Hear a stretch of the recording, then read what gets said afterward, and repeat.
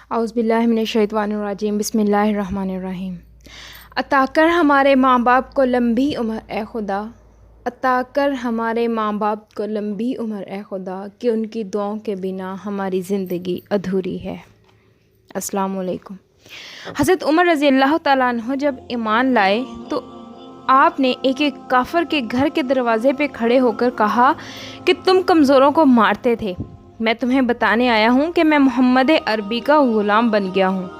بلکہ آپ نے اعلان کیا، جس نے اپنی بیوی کو بیوہ اور بچوں کو یتیم کروانا ہو اور اپنے ماں باپ کی کمر کو جھکانا ہو، وہ عمر کے مقابلے میں آئے۔ زنیرہ نامی ایک خاتون تھی، بہت کمزور۔ راوی کہتا ہے کہ اس کی ہڈیوں میں گودا نہیں تھا، عشق رسول تھا۔ اس کا ظالم آقا اس کو مارتا ہے، اور جب مار مار کے تھک جاتا ہے، ادھر سے عمر آ رہے ہیں۔ یہ حضرت عمر کے اسلام لانے سے پہلے کی کہانی ہے۔ ادھر سے عمر آ رہے ہیں۔ اس نے کہا، عمر تم جوان آدمی ہو، یہ چھوڑتی نہیں ہے اپنے نبی کا نام، تم آؤ۔ عمر کوڑا پکڑ لیتے ہیں، اسے مارتے ہیں، مارتے مارتے تھک جاتے ہیں تو پانی پینے لگتے ہیں۔ تو کہتے ہیں، مجھے تم پہ ترس نہیں آیا، میں پانی پینے لگا ہوں۔ اور پھر گلے میں کوڑا ڈال کر اس کی رسی کو بل دے دیا، اس کی آنکھیں باہر نکل آتی ہیں۔ اور عمر کہتے ہیں، بلا اپنے نبی کو جو تیری آنکھوں کی بینائی واپس کرے۔ تو اس نے آسمان کی طرف منہ کر کے کہا، اے مالک، میں کبھی بھی اپنی آنکھوں کی بینائی نہ مانگتی، لیکن اب تیرے نبی کی عزت کا سوال ہے۔ آنکھوں کی بینائی واپس ہو جاتی ہے۔ آج عمر گلیوں میں آنکھوں میں آنسو ہیں اور عجیب دل بےتاب ہے، اور کہتے ہیں، آؤ بھائی، میں حضور کا غلام بن گیا ہوں، تمہیں بتانے آیا ہوں۔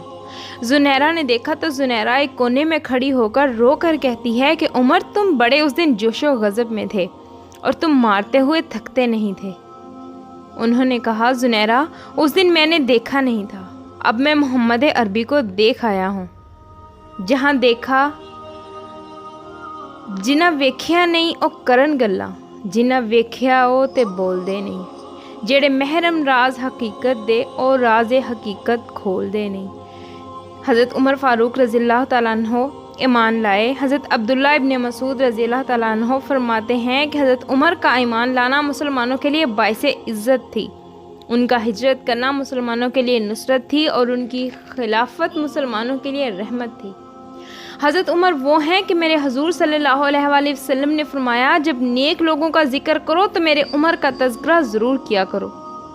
میرا عمر وہ ہے کہ جب وہ ایک سمت سے آ رہا ہو، ایک گلی اور بازار سے آ رہا ہو، تو شیطان بھی آ رہا ہو تو عمر کو دیکھ کے راستہ تبدیل کر لے۔ حضرت عمر کی طبیعت کے اندر جو جاہ و جلال تھا، طبیعت کے اندر جو سختی تھی، وہ اسلام کے اندر آ کر بھی قائم رہی۔ آپ نے وہی سختی، وہی جاہ و جلال جو پہلے مسلمانوں کے خلاف تھا، اب کفار کے خلاف استعمال کیا۔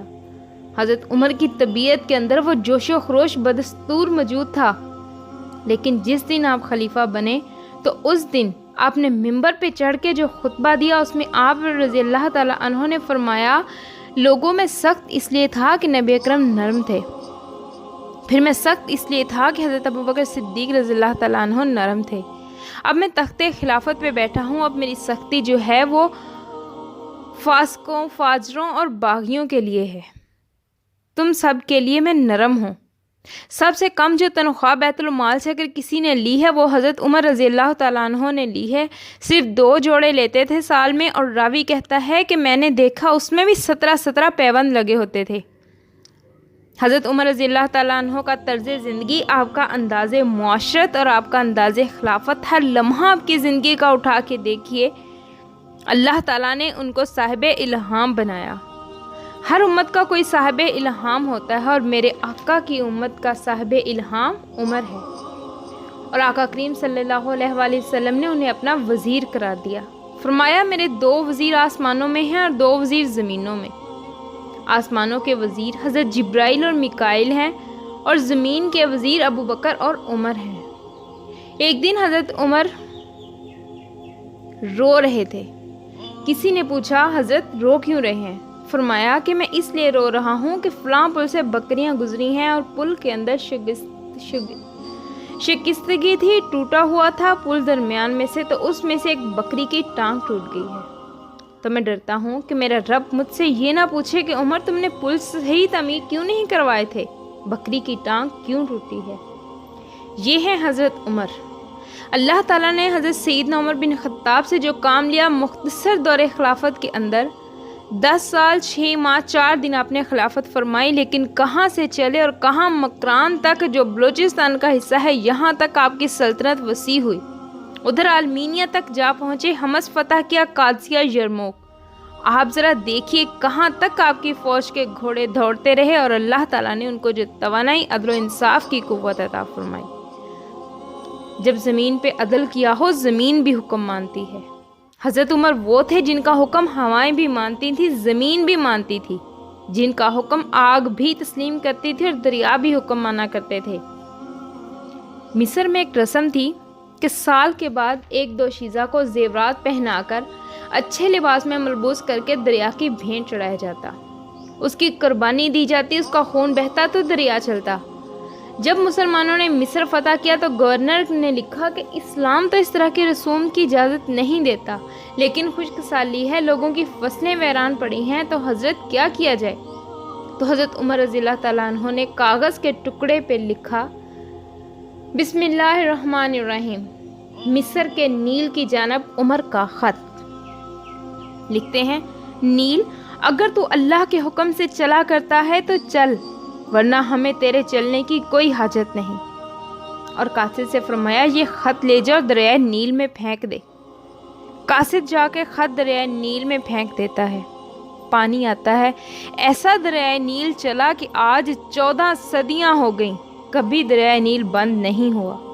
दरिया हुक्म मानते हैं, आग निकलती है। लोग हज़रत उमर रज़ी अल्लाह तआला अन्हो के पास आए, हज़रत लावा फूटा है, आग निकल रही है और मदीने की तरफ बढ़ रही है, अब क्या किया जाए। उमर ने अपनी कमीज़ उतारी, जिस कमीज़ में 17 पैबंद लगे हुए थे चमड़े के, कहा, ये कमीज़ ले जाओ, जिधर आग बढ़ रही है आगे डालना, आग पीछे भाग जाएगी। जल्जला आता है तो ज़मीन पे दुर्रा मारते हैं, ज़मीन रुक जा, क्या उमर ने तेरी छाती पे अदल नहीं किया। तो ये उमर है कि जिनके इंसाफ की वजह से, जिनके अदल की वजह से अल्लाह ताला की रहमत और बरकत नाज़िल होती थी। कायनात की तारीख में अपने ऐसी हुकूमत नहीं देखी होगी जैसी हज़रत उमर ने हुकूमत की। फरमाया, फ़ुरात के किनारे अगर एक कुत्ता भी प्यासा मर गया तो उसका हिसाब भी उमर से होगा। बाहर से सफ़ीर आता है, आके पूछता है कि मैं मुसलमानों के अमीरुल मोमिनीन, मुसलमानों के अमीर, मुसलमानों के हुक्मरान के महल में जाना चाहता हूँ। तो मुस्कुरा के कहते हैं कि हमारे अमीर का तो कोई महल नहीं है। कहा, कहाँ है तुम्हारा अमीर? कहाँ मस्जिद नबवी में होगा या बैतुल माल के ऊँटों की देखभाल में लगा होगा। वो जब गए तो मस्जिद में नहीं है, वहाँ गए तो वहाँ भी नहीं है। फिर क्या देखते हैं कि उमर रज़ियल्लाहु तआला अन्हु जन्नतुल बकी के पास एक दरख्त के नीचे ईंट का सरहाना रख के सोए हुए हैं। तो उसने कहा, उमर, तूने अदल किया है, तुझे कच्ची ईंट पे भी नींद आ गई। हमारे हुक्मरानों ने इंसाफ नहीं किया, वो बंद और महफूज कमरों में भी सुकून की नींद नहीं सो सकते। हज़रत सैयदना उमर फ़ारूक रज़ियल्लाहु तआला अन्हु इस तरह अमूर सल्तनत निभाते। आप दिन को लोगों की देखभाल करते, लोगों की ज़रूरियात सुनते समझते, और जब रात पड़ती लोग सो जाते तो उमर मदीने की गलियों में पहरा देते। कायनात ने कोई ऐसा भी हुक्मरान देखा होगा? वो मुजाहिद जो मुख्तलिफ मुहाजात पे गए होते थे, उनके घरों की देखभाल करते, उनकी ज़रूरियात का ख्याल रखते, उनकी आबरू का पहरा देते।